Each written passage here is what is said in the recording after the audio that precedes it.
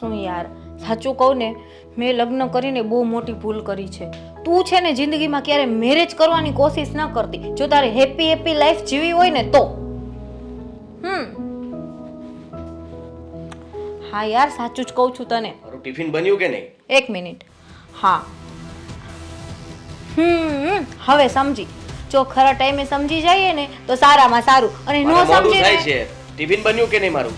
હું તને છે ને 2 મિનિટમાં કોલ કરું. હા, ઓકે, બાય બાય. શું છે? ફોન ચાલુ છે, ખબર નથી પડતી? તમારો ફોન ચાલુ ત્યારે હું ડિસ્ટર્બ કરું છું તમને? અત્યારે મારે લેટ થાય છે ઓફિસ માટે. તો હું એટલી શું? ખબર નથી પડતી કે મારું ટિફિન રેડી રાખવું જોઈએ. ક્યાં છે મારું ટિફિન? લાવ. નથી બનાવ્યું. નથી બનાવ્યું એટલે? હા, ટિફિન નથી બનાવ્યું કેમ કે સવારમાં હું જ્યારે ઉઠીને ત્યારે વહેલું ઉઠવું પડે છે. ત્યારે છે ને મને છે ને મગજમાં બહુ દુખાવો થતો હતો. હા, તો મગજને દુખાવાને સાઈડમાં મૂકી દેવાય. હા, પહેલા આપણે કઈ દવા લઈ લેવાય ને મારું ટિફિન રેડી કરી દેવાય. આ ફોનમાં વાત કરવા માટે તારી પાસે સમય છે, ટિફિન બનાવવાનો સમય નથી. હા, તો એમ કયો ને કે તમને પ્રોબ્લેમ મારા ફોનથી છે. એમ કહેવાય ચોખે ચોખ્ખું. મગજ દુખતો હોય તો મગજને સાઈડમાં મૂકી દે, પણ તું અમારી ગુલામી કર. જો આદિ, ચોખે ચોખી વાત છે. મને છે ને લગ્નમાં પહેલી વસ્તુ કોઈ ઇન્ટરેસ્ટ નહોતો, અને મારા પપ્પાએ છે ને મને એકદમ પ્રેશર કર્યું ને એટલે મારે લગ્ન કરવા પડ્યા. નહીં તો આ ગળામાં મંગળસૂત્ર, આ ડ્રેસ, આ પર્સનાલિટી, આ લાઈફ જીવવામાં મને જરાય રસ નથી. તો નો કરાય. ના પાડવી હતી તારા પપ્પાને.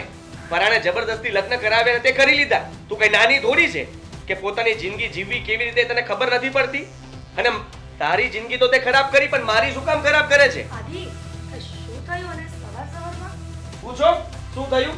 આ ટિફિન નથી બનાવ્યું, ફોનમાં વાત કરવા માટે સમય છે એની પાસે, ને કહે છે કે મેં આ લગ્ન જબરદસ્તી કર્યા છે. મને કોઈ ઈચ્છા નહોતી તમારી સાથે લગ્ન કરવાની. મારા પપ્પાના રીતે મેં લગ્ન કર્યા.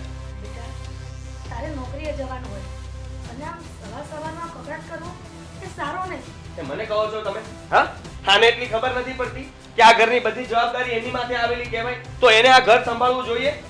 બસ આટલી બધી છે ને રાડો પાડવાની જરૂર નથી આદિ. રાડો પાડતા મને પણ આવડે છે. અને શું તમારા મમ્મી પાસે ચુગલી કરવાનું ચાલુ કરી દીધું? શું હું એમનાથી બીવું છું? એમનાથી ડરું છું? ના ના, ઈ મને કહેશે ને હું કામ કરવા માંડીશ. નથી કરવું કામ.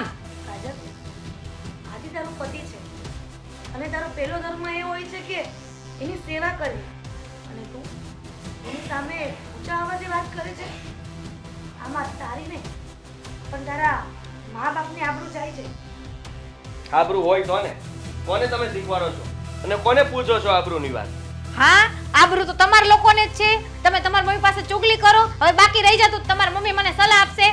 તમે છે ને એક ટૂંકું ને ટચ વાત કરો કે આ ઘરમાં હું તમારા છોકરાને કોઈ કામ કરીને આપીશ નહીં. કારણ કેમ કે હું આ ઘરની કામવાળી નથી, વહુ છું. તો વહુની રીતે રહીશ. અને આટલું જ બધું ટિફિનની ચિંતા હોય તો આપણી માને કહેવાય બનાવી દે ટિફિન.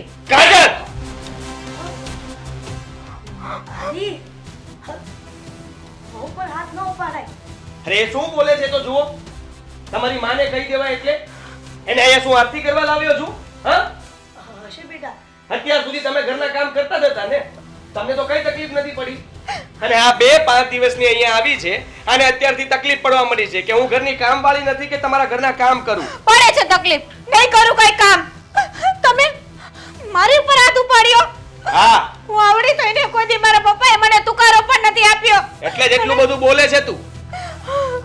હદ થઈ ગઈ, હદ.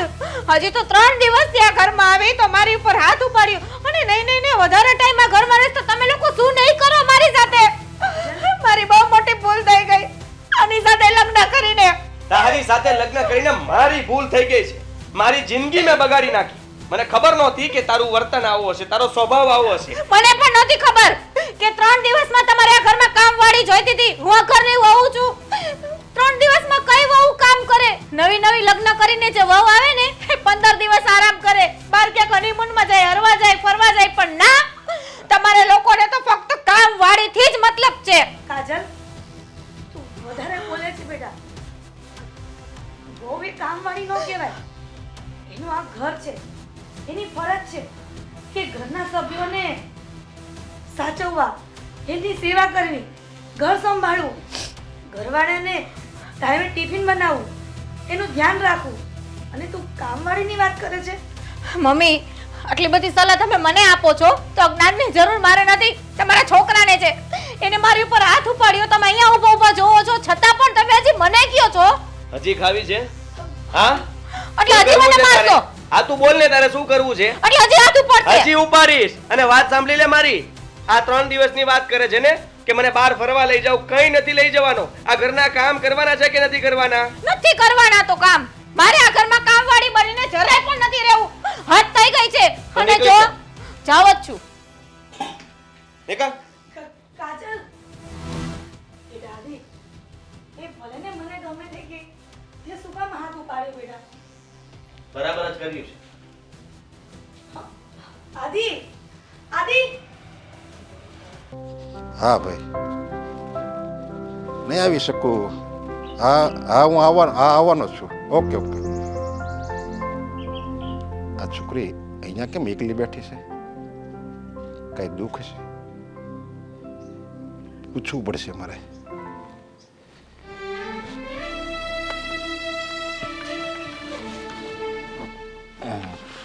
કેમ બેટા એકલી કેમ બેઠી? કઈ દુઃખ છે? કઈ વાંધો છે? કઈ પ્રોબ્લેમ હોય તો કે તમ તારે. કાકા, આ દુનિયામાં હરેક માણસને કંઈક ને કંઈક વાંધો જ છે, પણ શું કરે, છતાંય માણસ જીવે છે, જીવવું પડે છે. ક્યાં જાય? અરે જો તું એવું નહીં વિચાર કે હું કોઈ અજાણ્યો છું. હું એક સમાજ સેવક છું અને મારું તો કામ જ એ છે. જો તારી જેવી કોઈ બેન હોય કે કોઈ સ્ત્રી હોય અને જો એ દુઃખી હોય ને તો હું એને પૂરેપૂરી મદદ કરું છું. મારાથી બનતી મદદ હું એને કરું છું. કાકા, આ દુનિયામાં અમુક દુઃખ એવા હોય ને, ના તો એના કોઈ રસ્તા હોય કે ના એ દુઃખ ઓછું થતું હોય. જીવીએ ને ત્યાં સુધી અમુક દુઃખ છે ને ફરજિયાત આપણા ગળે વરગેલા રહીએ અને દુઃખને સહન જ કરવા પડે. બીજો કોઈ રસ્તો ના હોય. જો બેટા તું આવી રીતે વાત કરીશ ને તો મારે ને તારે કોઈ સંબંધ નથી, પણ છતાંય હું દુઃખી થાય. કારણ કે હું એક સમાજ સેવક છું અને મારા સમાજમાં જો બેન દીકરી દુઃખી હોય અને આવી નિરાશ થઈને બેઠી હોય ને તો મને એમ લાગે મારો અવતાર તો હવે એળા ગયો. કાકા, તમે મારી ખોટી કાંઈ ચિંતા ના કરો. તમારી વાતને હું સમજુ છું કે કોકના દુઃખ જોઈને તમને દુઃખ થશે. તમે સારા એવા એક નાગરિક છો, તમે કોઈને દુઃખી જોવા નથી માંગતા, પણ અમુક વસ્તુ તમે ધારો ને છતાં પણ શક્ય ના હોય. એટલે અમુક દુઃખ હોય ને એના કોઈ રસ્તા ના હોય. બેટા તારા લગ્ન થઈ ગયા છે? હા કાકા, મારા લગ્ન થયા ને એને ફક્ત 4 દિવસ થયા છે. 4 દિવસમાં એવો દુઃખનો સામનો મેં કર્યો છે ને કે હું ધારું ને છતાંય કોઈને કહેવા નથી માંગતી. કોઈને કહેવા જેવું નથી. હવે કોઈ પણ છોકરીને લગ્ન થાય, હજારો સપનાઓ, હજારો આશા અને 4 ફેરા ફરી અને એક અજાણ્યા ઘરમાં જાય, એને સૌથી વધારે કોની આશા હોય? તમે જ કહો, કોની આશા હોય? હા, એ તો એના પતિની જ આશા હોય ને. હા, અને એ જ પતિ 4 દિવસમાં છોકરીને વગર સમજ્યા વિચાર્યા વગર કાંઈ પણ એની પર હાથ ઉપાડે, એને ન કહેવાના શબ્દ કહે અને એને ઘરમાંથી કાઢી મૂકે. એ છોકરીની સ્થિતિ શું થાય કાકા? તમે જ વિચારો એની હાલત શું હોય. તને કાઢી મૂકી છે? હા. જો બેટા હજી 3-4 દિવસમાં લગ્ન જીવનની કંઈ ખબર ના પડે અને એવું પણ બની શકે કે તારો પતિ કંઈ ઓફિસના ટેન્શનથી ઘરે આવ્યો હોય અને કંઈ એવું તમારા વચ્ચે કંઈ બોલાચાલી થઈ હોય તો એનું મગજ ગરમ હોય ને તો આપણે લેટ ગો કરવાનું હોય, એની સામે બોલવાનું ન હોય. કારણ કે તને ખબર છે ને કે માણસ ગુસ્સો કરે ને ત્યારે એને એમ જ થાય કે હું જે બોલું છું ને એ સાચું જ છે, એટલે એ ગુસ્સો કરતો હોય ને. એ ગુસ્સો કરતો હોય ને ત્યારે આપણે સામે બોલીએ તો એને વધારે ગુસ્સો આવે. કાકા, હું સમજુ છું કે એનો ગુસ્સો હોય ત્યારે મારે સામે ગુસ્સો ના કરવો જોઈએ. અને હા, કદાચ એને મને 2 શબ્દ ખરાબ કીધો હોય તો મારે લેટ ગો પણ કરવા જોઈએ. પણ વાત શું છે ખબર છે કાકા? 4 દિવસમાં ના હું એને પૂરા ઓળખી શકું, ના તો એ મને ઓળખી શકે. અને મારી ઉપર હાથ તો નતો ઉપાડવો જોઈતો તો ને. વાત ગમે એ હોય. જો બેટા તારી સાસુ કેમ છે કે નહીં, એ તો સારા છે કે એ એને દીકરાનો જ પક્ષ લે છે? મારા સાસુ તો બિચારા સારા છે, એ તો ન્યાયની વાત કરે છે. એવું નથી કે એનો છોકરો છે તો એનો જ પક્ષ લે છે, પણ કોઈ પણ એક સ્ત્રી હોય એને વધારે પડતો અસ્તિત્વ એની લાઈફમાં એના પતિનું હોય. જો મારો પોતાનો પતિ જ મને ના સમજી શકે, એ જ મારી સાથે ઝઘડો કરે, મારી ઉપર હાથ ઉપાડે, ન કહેવાના મને શબ્દો કહે, મારા સાસુ સારા હોય તો પણ શું ફાયદો? જિંદગી તો મારે મારા પતિ સાથે કાઢવાની છે, ના કે મારી સાસુ સાથે. અરે બેટા એવું ન હોય. પતિ મેં તને કીધું ને કે ટેન્શનમાં હોય એને કાંઈ બોલાઈ ગયું હોય લેટ ગો કરવાનું એને એવા નાના મોટા ઝઘડા તો દાંપત્ય જીવનમાં ચાલતા જ હોય અને જો આપણે તમે સાચા છો, તમારી વાત હું બધી સમજુ છું, પણ તમે મને માફ કરો. મારે તમને કોઈ દુઃખ નથી જણાવવું. જે હોય મારા નસીબની વાત છે, મારે સહન કરવાનું છે અને કોઈને કાંઈ ફાયદો નથી, એટલે કહેવાની પણ કાંઈ જરૂર નથી. ચલો હું જાઉં છું. પણ એક મારી વાત સાંભળ.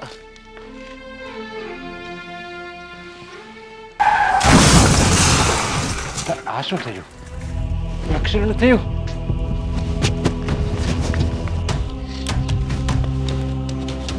રાણે કાચર શું થયું? બેટા બેટા તો બેભાન થઈ ગયેલા કહેશે. મારે 108 ને ફોન કરો.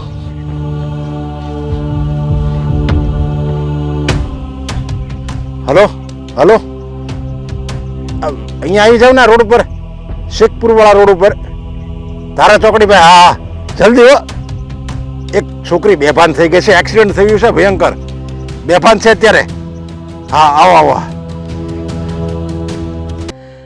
બેટા ધવલ, કેવું ચાલે તારું કામકાજ? મમ્મી હમણાં તો બધું સારું ચાલે છે માતાજીની દયાથી અને તમારા આશીર્વાદથી. પણ મને એ નથી ખબર પડતી કે તું એટલો બધો શું બિઝી થઈ જાય કે મારી સાથે બેસવાનો વાત કરવાનો તને તો ટાઈમ જ નથી મળતો. મમ્મી એમાં એવું છે ને કે અમે નવી ફેક્ટરી ઓપન કરવાનું વિચારી રહ્યા છીએ, તો બસ એના કામકાજમાં જ થોડું લેટ થઈ જાય છે આવવા જવાનું. તો એટલે મને લાગે છે કે તું મને આ સરપ્રાઈઝ આપવાનો હતો. કોઈ દિવસ તે મારી સાથે વાતે નથી કરી કે મમ્મી કંઈ અમે ફ્રેન્ડ મળીને આવી વાતો કરીએ છીએ, વિચાર કરીએ, પણ ફાઇનાન્સર કોણ છે? આટલા બધા રૂપિયા કોણ નાખશે? મમ્મી એકચ્યુઅલી અમે લોન લેવાના છીએ અને અમે 3-4 ફ્રેન્ડ મળીને થોડું ઘણું ઇન્વેસ્ટ કરીને વિચારી રહ્યા છે.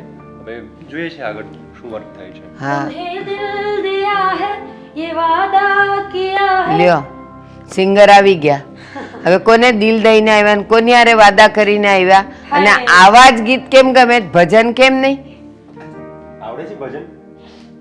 ના, પણ મને એ વાતનું કોઈ દુઃખ નથી કે મને ભજન નથી આવડતા, કારણ કે હું ભજન કરીશ તો તમે શું હિન્દી ગીતો ગાશો નહીં ને મમ્મી? મમ્મી આની સાથે મગજમાં તારી સાથે તો અમારે ગાવાનું જ નથી. એક તું એકલી ગાયા કરે જ ને અને ઘરને આમ દેકારા દીધા કરે જ ને તો બહુ થઈ ગયું. અમારે નથી ગાવું. વાત કે આખો દિવસ આમ ગીતો જ ગાયા કરે છે કે મમ્મીની મદદ કરે છે કઈ કામમાં? હા હા, હું તો આખો દિવસ ગીત જ ગાયા કરું છું ને. આ તું જે ભરે છે ને પેટમાં અનાજ એ હું જ બનાવું છું. મમ્મી આ શું બોલે છે? બનાવે છે કોઈ દિવસ? ના ના, ડાય થાય છે. મા દીકરો બંને એક સાઈડ થઈ જશો તો તમને શું લાગે છે હું બીજ એમ? તમારાથી કઈ ડરતી નથી. હા, ક્યાંથી ડરે? કામ તો કરવું નથી, બહાર ફરવું છે, ઘરમાં આવીને ગીતો ગાવા છે, પછી એને ડરવાનું કોનાથી? તું કાંઈ બોલતો નથી, હું કાંઈ કહેતી નથી. બોલતો નથી એટલે ઓ માતા હમણાં તો મારી લીધું ને, ફટાફટ હાથ ઉપાડે છે તો પણ બોલતો નથી. ભાઈ છે તો અને તે શું કર્યું? આવીને દિલ દિયા હૈ, યે કિયા હૈ, વો કિયા હૈ. તને એ નથી ખબર પડતી ઘરમાં ભાઈ બેઠો છે, મમ્મી બેઠા, થોડાક શાંતિથી આપણે વાત કરીએ. કમ ઓન મમ્મી, કયા જમાનામાં જીવો છો? તું હિન્દી ગીતો નથી સાંભળતો? અરે આ તો છે ને હોલીવુડના ગીતો સાંભળતો હોય છે, તો હું તો હજી સારી છું કે કઈ સમજાય એવું તો ગાઉં છું. મમ્મી રવા દો ને, આમ પણ એ સાસરે જતી રહેશે પછી મારી બેન આરામથી રહે. છોડ ચાલ, ખોટો ખોટો પ્રેમ ને બતાવ. ના ના મારી વાત સાંભળ. કેવું ચાલે છે તારું? બોલ કામકાજ વિશે કઈ. એ જ કેવું છે, બોલવા દો તો બોલો. હા, કે આજે હા શું કે છે એ મને ખબર છે. બોલો ને મમ્મી. હા, આજે કંઈક નવી રેસીપી શીખીને આવી છે, એ બનાવવાની છે ઘરમાં. આને ના આપતા, બાળી નાખશે બધું. આને ક્યાં આપો છો તમે બનાવવા? બેટા બગડે તો જ સુધરે ને, ભલે ને બગડે. તમે જ બગાડી છે. પતિ ગઈ. હા તમે કંઈક બોલતા હતા, બોલો શું કહેતા હતા તમે? તો એકચ્યુઅલીમાં છે ને વાત થોડી સિરિયસ છે, તો પોતાના હાથ પગને બાંધીને એકદમ પકડીને બેસી જશો. કેમ પડી જવાય એવી છે? ચલો થોડી વધારે પડતી વાવાઝોડા જેવી વાત છે ને એટલે. ઓકે, સીટ બેલ્ટ બાંધી લીધો. ચલો હવે તો હું એવું કહેતી હતી કે મને છે ને મને શું છે તને? કઈ રેસીપી તું શીખીને આવી છે? કઈ બનાવી છે? રેસ્ટોરન્ટમાં જવું છે. એ યાર, તો મને છે ને પ્રેમ થઈ ગયો છે. બસ આ મજાક કરવાની ટેવ એની કોઈ દી જવાની નથી. સાચું કહું છું. કારણ કે ગીતે એવું ગાતી ગાતી આવી ને એટલે હવે અત્યારે મજાક કરે છે. અરે સાચું. મમ્મી